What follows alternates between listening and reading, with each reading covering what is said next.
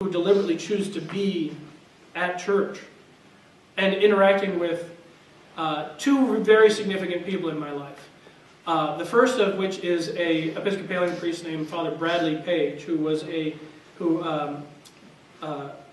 single or celibate Episcopalian priest, which is interesting because in the Episcopalian Church there really isn't a form for the vows of celibacy, nor is it the prevailing custom of priests to be celibate. Probably 99% of Episcopalian priests are married. But yet he was there present to this community and making a living example of somebody who was a real person. They were funny, or he was funny. He's still alive, so he is funny. He was engaging. When we went to occasional things, I saw him drink a beer. I saw him have conversations with us about things that were just, in the Gospel according to Matthew, it says. But it was actually talking with us about other life events. And he was also a very articulate man. Somebody who knew and could express his faith clearly. Brad Page was one of the influential men. Another one was a gentleman named Dr. Stephen Payne, who is also now a Catholic at this point in his life. But he was a professor at Florida State who, like Brad Page, was another real person with flesh and blood faith and questions and concerns and doubts and other parts that made him sort of a full person, and not just sort of like I go to church and then I interact with so-and-so and I just sort of know them for like this part of their life. I got to see a bit more of the fullness of his life. But these two men, in the way that they helped to guide and direct me, it gave me a sense of appreciating that Christianity is an intellectual faith. It is a rational belief. It is not an irrational leap into nothing, into the void of unknowing. But it is something that, because of history and theology and the faith that Christ has given to His church, that there can be an intellectual side, a component that really is a really robust sort of intellectual life of the church, and not just sort of a passing thing that you do for an hour on Sunday. But their witness and their example to me helped to give me a greater sense of awareness of stepping into this crisis, my existential crisis and this faith crisis, and they really gave me the tools to begin to operate and move through the important questions of faith. But they also gave me the realistic approach to answer the questions of existential faith, or my existential questions. What am I going to do in my career? What am I going to do in my life? And so this is one of the other features that I wanted to bring out as a highlight of my talk, is that I will admit I have had a very intellectual conversion. My conversion and being drawn to Christ as a result of both the faith that my parents gave me and that I grew into, and my desire to pursue the Catholic Church and the Catholic priesthood, was a very intellectual pursuit. I almost read my way into the church with a lot of positive influence of other people, but a very kind of intellectual side. And so it's this part that I wanted to also highlight, is that the intellectual side of the faith, we can maybe get bogged down on all of the sort of like specifics of doctrine and dogma and philosophical systems that undergird the principles of our Catholic faith. But I wanted to highlight the intellectual side so as to give you not the sense that you have to go out and learn every philosophical system, every theological system. You have to learn every council and every doctrine and every dogma. Those are important to know. But that's so that you might be encouraged to see, maybe from the witness of my life, how the intellectual side deliberately forces us to ask the critical questions. Is this the genuineness of my faith? Are there things that I'm doing that are discordant with it? And are there things that look very, very similar to it, but are actually quite different? Because as I will go on to explain, the Episcopalian Church and the Anglican Church, as you might, if you've ever been to an Episcopalian church, or you might otherwise come in and say, well, this is very much just like the Catholic Church.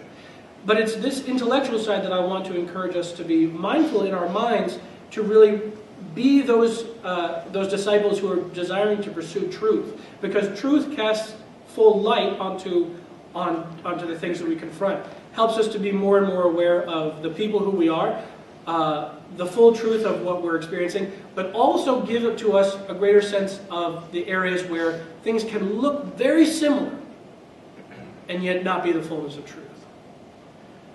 This has obviously been the case throughout the course of Christian history.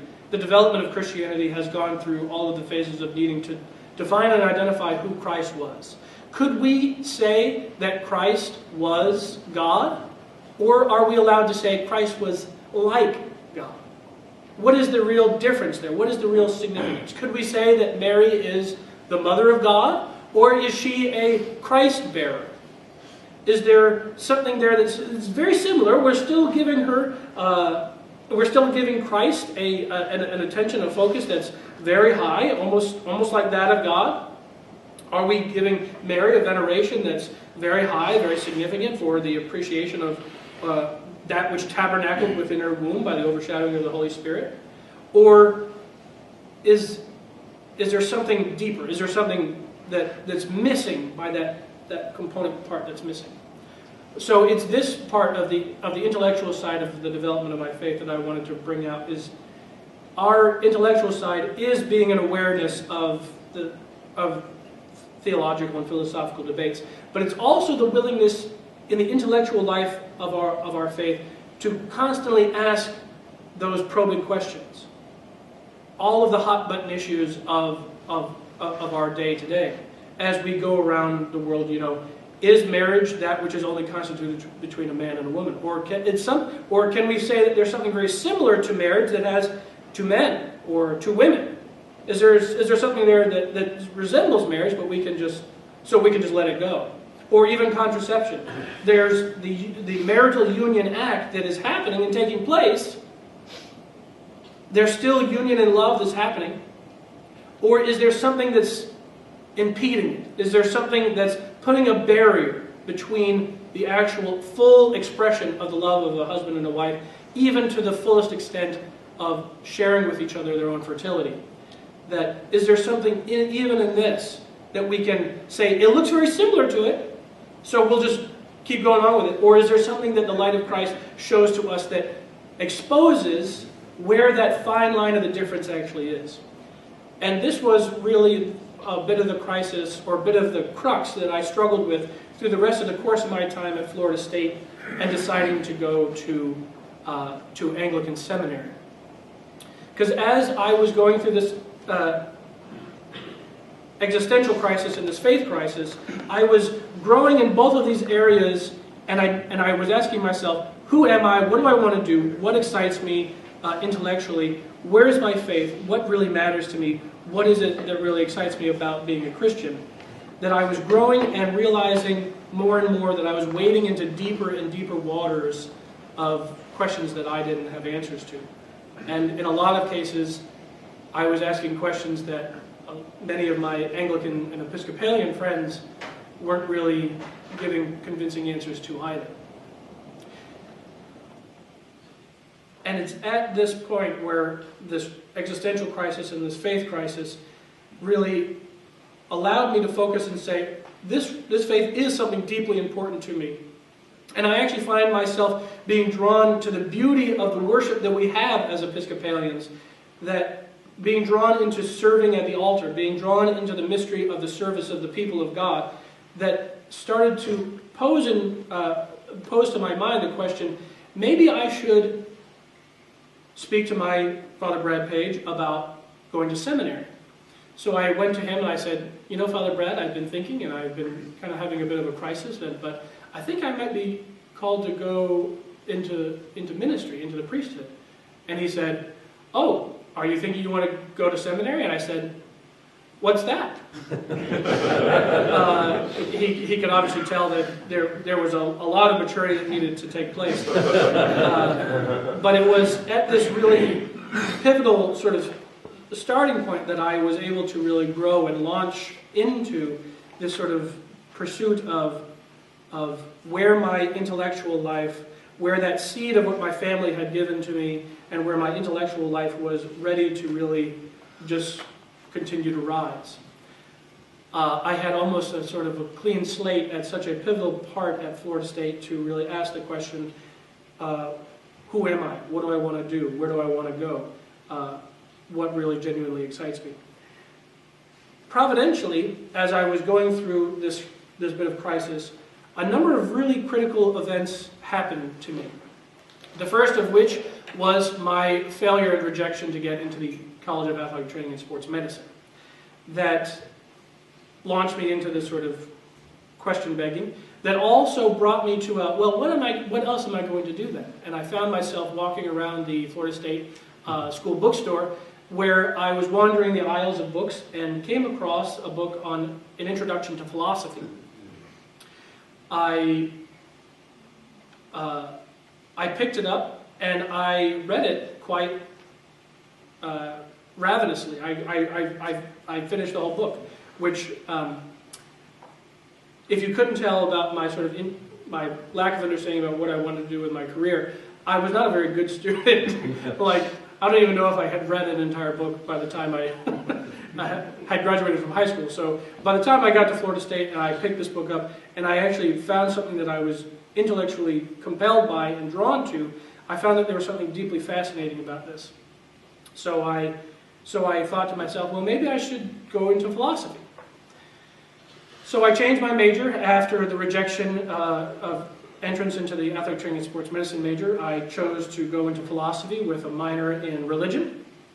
And but there was also this point or this moment where I was having this dialogue with Father Brad Page about maybe thinking about the priesthood, maybe thinking about, and then thinking about pursuing philosophy, doing my religion minor, and then I was invited to an event where Bobby Bowden, who, in case there aren't any football fans, he was the head coach of the Florida State football team for a very long time, and was, I believe I think he ended his career with the most winningest college football coach.